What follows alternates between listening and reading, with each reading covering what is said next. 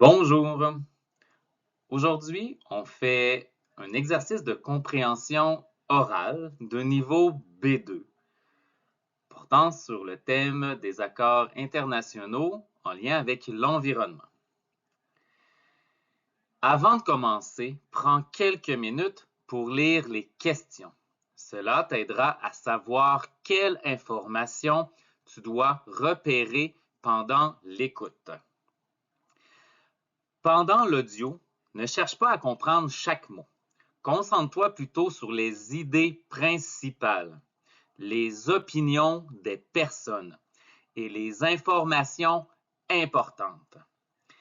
Fais attention aux mots-clés et aux connecteurs, comme cependant, en revanche ou donc, qui aident à comprendre la structure du discours.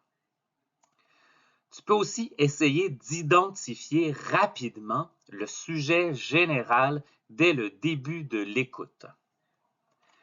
Après l'audio, prends le temps de répondre aux questions avec des phrases claires et complètes, en justifiant tes réponses quand c'est possible. Alors, bonne écoute, prends ton temps, relis plusieurs fois et bon exercice. Aujourd'hui, de nombreux pays participent à des discussions internationales afin de renforcer leurs engagements environnementaux. Ces négociations s'inspirent notamment de l'accord de Paris, qui visait à limiter le réchauffement climatique à un niveau considéré comme soutenable. Cependant, les discussions actuelles montrent des divergences importantes entre les pays. Certains États, souvent industrialisés, estiment que les nouvelles mesures proposées sont trop contraignantes pour leur économie. Ils affirment que des objectifs trop stricts pourraient ralentir la croissance, fragiliser certaines industries et entraîner des pertes d'emplois dans des secteurs clés comme l'énergie ou le transport. D'autres pays, en revanche, considèrent que l'urgence climatique ne permet plus de retarder les décisions. Selon eux, les conséquences du changement climatique sont déjà visibles et nécessitent une action immédiate et coordonnée. Ils insistent sur le fait que les pays les plus développés ont une responsabilité historique plus importante et devraient donc montrer l'exemple.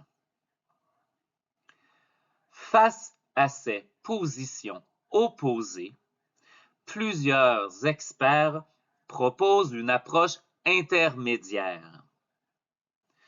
Celle-ci consisterait à mettre en place des objectifs progressifs adaptés aux capacités économiques de chaque pays, tout en maintenant une direction commune à long terme.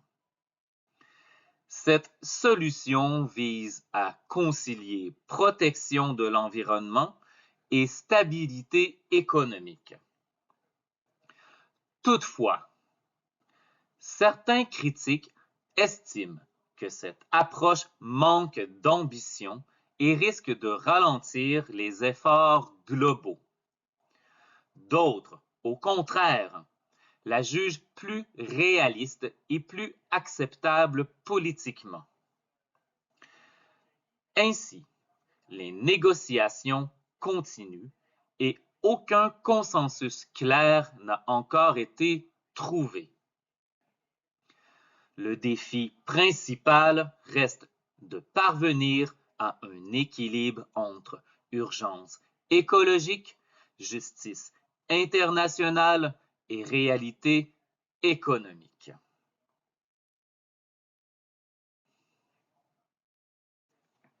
Voilà. Maintenant, il est temps de passer aux questions. Bon exercice!